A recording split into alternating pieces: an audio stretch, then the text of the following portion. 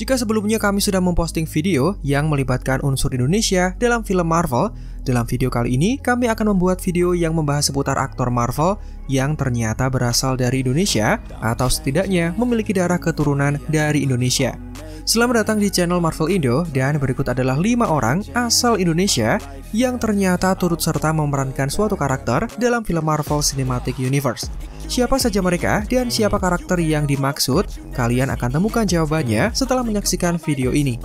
Tapi seperti biasa, buat kalian yang baru bergabung atau baru menemukan channel ini, silahkan klik tombol subscribe dan nyalakan lonceng notifikasinya agar kalian menjadi yang pertama tahu tiap kali kami memposting video terbaru. Jika sudah, berikut adalah video selengkapnya.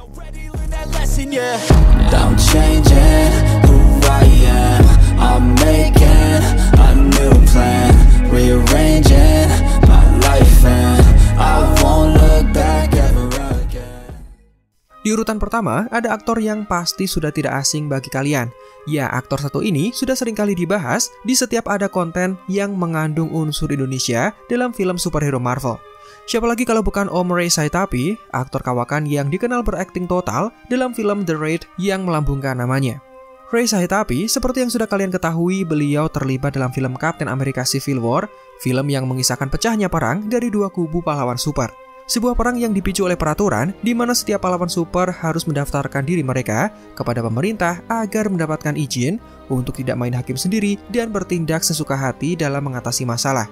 Tony Stark menyetujui tindakan ini karena merasa para pahlawan harus bekerja di bawah pemerintah agar mereka terorganisir dan lebih terkendali, sehingga kecelakaan kerja yang melibatkan kematian banyak jiwa bisa lebih diminimalisir. Sementara Kapten Amerika menolak hal tersebut karena pengungkapan identitas pribadi kepada pemerintah adalah hal yang sangat buruk, terlebih dia sudah menyaksikan sendiri bagaimana kondisi pemerintahan di dalam organisasi SHIELD yang dapat dirasuki dengan mudah oleh penjahat. Pengungkapan identitas juga bisa membahayakan orang terdekat, dan jika mereka harus menunggu izin dari pemerintah, ditakutkan kejahatan yang terjadi semakin merajalela, sementara mereka harus menunggu untuk mengatasinya. Perbedaan ideologi ini kemudian membagi dua kubu pahlawan super yang kemudian bergabung bersama pahlawan yang menurut mereka benar. Hal ini semakin diperburuk dengan kehadiran Zemo yang memanfaatkan masa lalu Bucky untuk mengadu domba dua anggota inti dari Avengers. Zemo sukses menjadi pemenang dalam konflik ini karena dia berhasil memecah Avengers padahal tidak memiliki kekuatan super. Nah, berbicara tentang Zemo, ada adegan menarik yang sayangnya tidak lolos seleksi dan dihapus dari film Civil War. Adegan tersebut memperlihatkan upaya Zemo dalam mencari buku peninggalan Hydra yang bisa dimanfaatkan untuk mengaktifkan Winter Soldier dari ingatan Bucky. Dalam sebuah ruangan, terlihat acara lelang sedang berlangsung dengan barang-barang peninggalan Hydra yang disajikan dalam transaksi jual-beli tersebut. Disinilah Ray Saitapi muncul, beliau menjadi The Auctioneer alias sang juru lelang yang menawarkan barang-barang kepada hadirin. Namun karena sebuah kesalahan dari Ray Saitapi sendiri, adegan tersebut terpaksa dihapus dan tidak tayang di dalam versi final dari filmnya. Wah, sayang sekali, tapi mau bagaimana lagi? Setiap tindakan pasti memiliki konsekuensi, termasuk dengan adegan yang satu ini. Kemudian ada aktor muda yang bernama Dallas Liu. Pemuda berwajah oriental tersebut terlihat meramaikan film yang mengisi fase 4 dari Marvel Cinematic Universe yang berjudul Shang-Chi and the Legends of the Ten Rings. Dallas Liu memerankan karakter bernama Rui Hua Chen. Dia adalah adik laki-laki dari Katie, wanita humoris yang menjadi sahabat dekat dari Shang-Chi sendiri. Rui Hua Chen hadir sebagai karakter yang semula bersikap dingin dan merasa keberatan jika Shang-Chi sering mengunjungi rumahnya dan sering makan bersama. Karena menurutnya perbuatan tersebut sangat merepotkan dan Shang-Chi bukanlah bagian dari keluarga Katie. Sebuah sifat yang sering menggambarkan pola pikir remaja yang masih labil dan belum bersifat bijaksana. Meskipun begitu, Dallas Liu hadir sebagai karakter pendukung yang terlibat dalam mewarnai kisah Shang-Chi dan segala hiruk-pikuk bersama orang terdekatnya. Nah, bagi kalian yang tidak familiar, Dallas Liu sendiri adalah bintang muda yang lahir dan besar di Los Angeles, Amerika.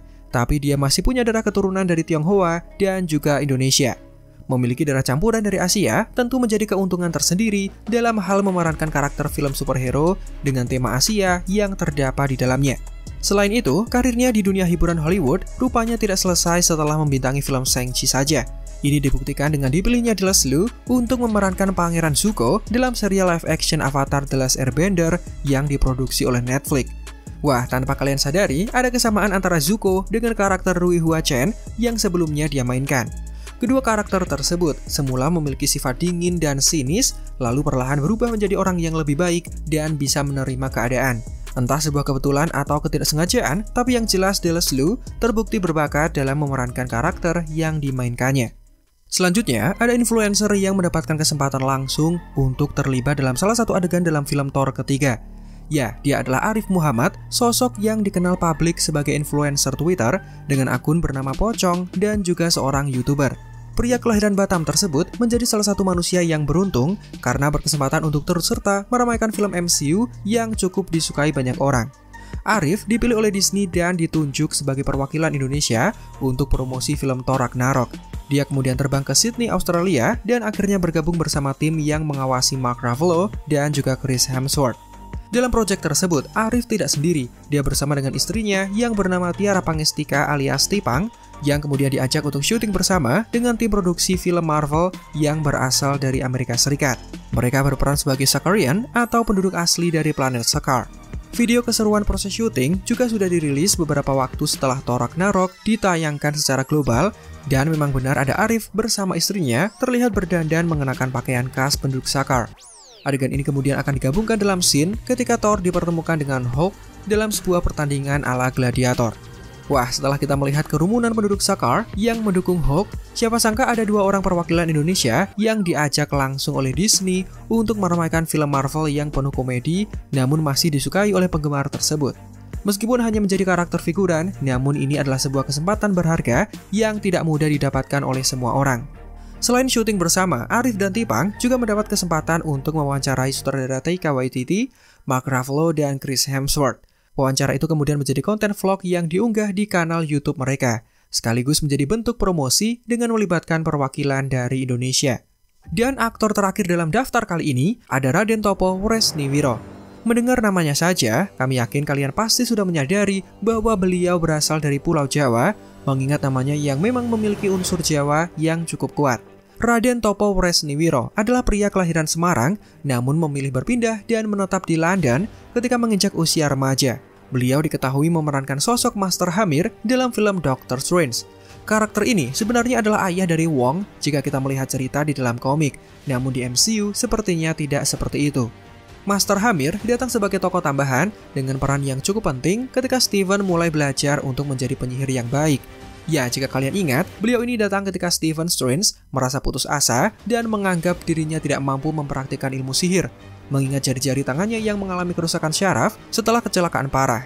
Sebuah peristiwa yang membuat Dr. Strange kehilangan pekerjaan dan kekayaannya karena hilangnya aset penting yang bisa dimanfaatkan untuk kegiatan bedah pasien. Untuk menyembuhkan jari tangannya, Stephen bahkan sampai mencoba segala cara hingga akhirnya dia tiba di kuil yang berlokasikan di Nepal.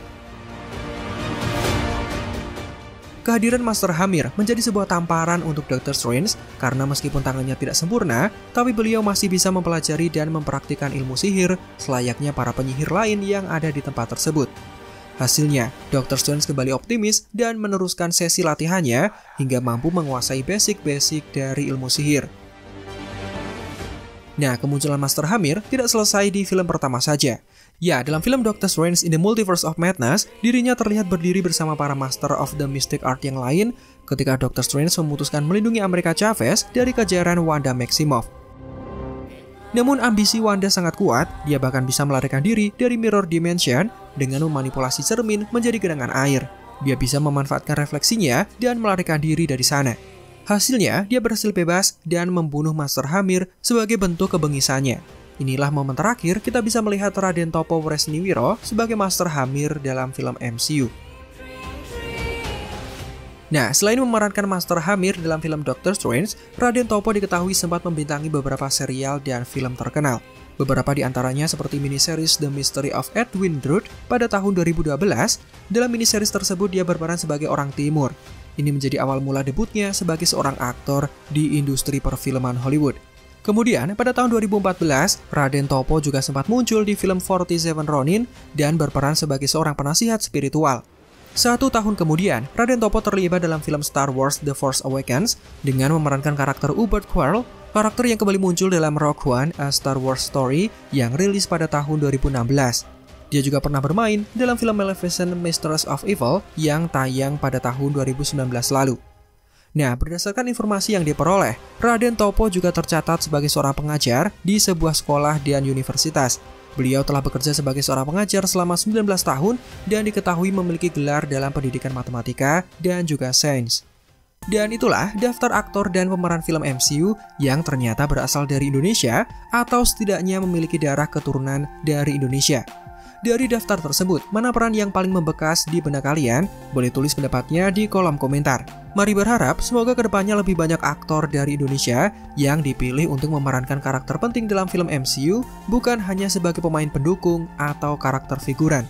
Nah, kira-kira seandainya jika kalian ditawari kesempatan untuk memerankan karakter Marvel yang dimunculkan dalam suatu film, siapa karakter yang ingin kalian mainkan? Coba tulis pendapatnya dan berikan alasannya di kolom komentar. Demikian video kita kali ini, silahkan like jika menurut kalian videonya menghibur dan informatif. Subscribe juga bagi yang belum. Marvel Indo out, sampai jumpa di video lainnya.